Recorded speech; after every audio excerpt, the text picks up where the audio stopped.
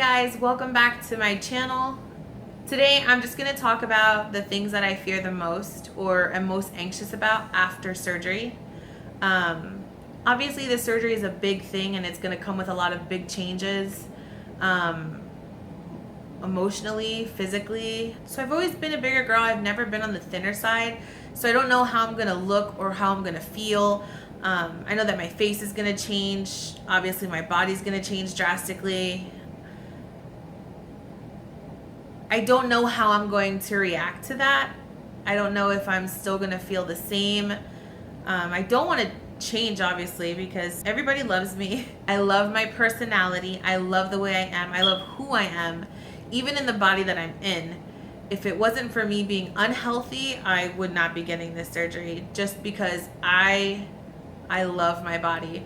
Of course, like with everything you love, there are a couple flaws where you would want to, tweak, but overall, I love me and I love my body. So I guess that's one of the biggest things that I'm afraid of, is just how I'm gonna react to the way I look after losing all this weight. But yeah, that's one of my biggest anxieties, I would say. Of course, the excess skin. What parts of my body is gonna hang the most?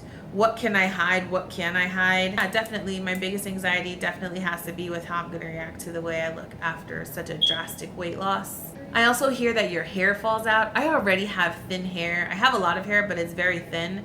So to know that my hair can possibly fall out is definitely another anxiety. With polycystic ovarian syndrome, your hair is already thinning just because of the way your body produces hormones. So some of us do have very thinning hair as it is already. So my hair comes out, I don't want to say in clumps, but my hair comes out a lot.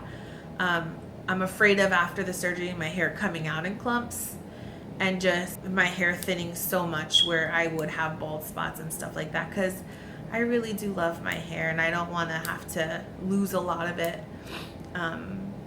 So if you have any suggestions on, what to do to keep your hair from falling out or from thinning too much where you have bald spots, make sure to let me know in the comment section below. Another thing that I'm afraid of is just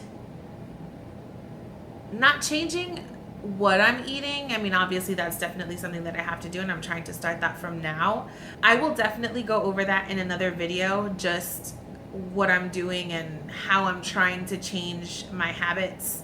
The way I eat now, I don't eat a lot throughout the day, which I'm trying to change, but I do eat a lot at once, which is probably going to be the hardest thing for me. Not being able to eat as much as I want, being restricted in the, because my stomach has been brought down to a smaller size. So feeling fuller faster and not going beyond that full feeling is probably, I don't want to say scariest things, but it is something that plays with my head. Just because we tend to eat with our eyes, not with our stomachs, and it's always, oh, I want that one last bite because this food is so good, and that one last bite kills you. That one last bite is legit your enemy. Even now, I want that one last bite, and I take it and I regret it within minutes. That's definitely something, not afraid, but I guess anxious about. And I'm probably saying anxious a lot just because I don't want to say that I'm afraid, because I'm not afraid of these things. I just have anxiety about them. That's pretty much it. Another thing is just people's reactions and people's comments. I can take a lot when it comes to, people and attitudes and different types of personalities and stuff like that. But one thing I don't like are backhanded compliments. If you don't think I look good, or if you don't think that the weight loss has suited me, or whatever you feel, just keep it to yourself. I don't want to hear it. I don't need to hear it. I'm all about the positivity. I don't want to hear, oh, you look so good, but maybe you should stop losing weight, or I don't know. I just don't need, I just don't want for people to come up to me and just give backhanded compliments. I don't need it. I don't need it.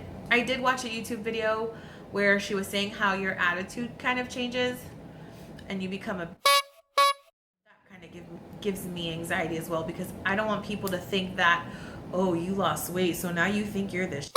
Oh, you lost weight, so you think you're better than me, or, you know, oh, you've changed so much just because you lost weight.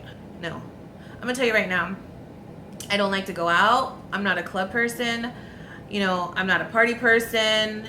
I love to dance, and if I'm in the mood, then I might go out, you know, to go dancing or something like that. But generally, I love to be home. I don't know how that's gonna change after I lose weight. But don't take it personally if I tell you no, that I don't want to go somewhere, or, you know, that I can, or whatever. I really just like to be home. I'm not big around crowds. I'm not big, you know, being around a lot of people. If I am around a lot of people and there's alcohol involved, I get drunk so that I can feel more comfortable, and then I think sometimes I kind of make a fool out of myself, so it's not so comfortable the next day. I don't know if once I do lose weight, if I'm gonna start wanting to go out and stuff like that. I really hope not, because that's just not who I am now. So I'm sure it's not gonna be who I am later. The last thing is regret. I don't want to regret my decision just to be so restricted. After being so free, I don't want to feel like I'm caged in or something like that, and then begin to regret the surgery and everything that I've done to get to that point. So that's pretty much, you know, one of my biggest anxieties is just not regretting. I don't want to regret. I haven't regretted anything in my life thus far, even the bad things, just because they've brought me to where I am. They've made me who I am. So this is just another chapter in my book of life. And, you know, hopefully you guys stick around to see how it not ends. I don't ever want to say end because I'm not dying. But, you know, hopefully you guys stick around to make it through some of the chapters and see where I end up after surgery. I don't really have much to talk about yet because, one, I haven't had my surgery. So that's pretty much it for today's video. I might be doing videos on like my most favorite and my least favorite workouts, foods, and things like that. Even doing taste tests on things that I dislike to see what I dislike the most and what I can kind of deal with. I don't know. Next week we'll go back to having the Tuesday tags or challenge videos. Maybe we'll do a what's in my mouth challenge. Try to get through my fear of food.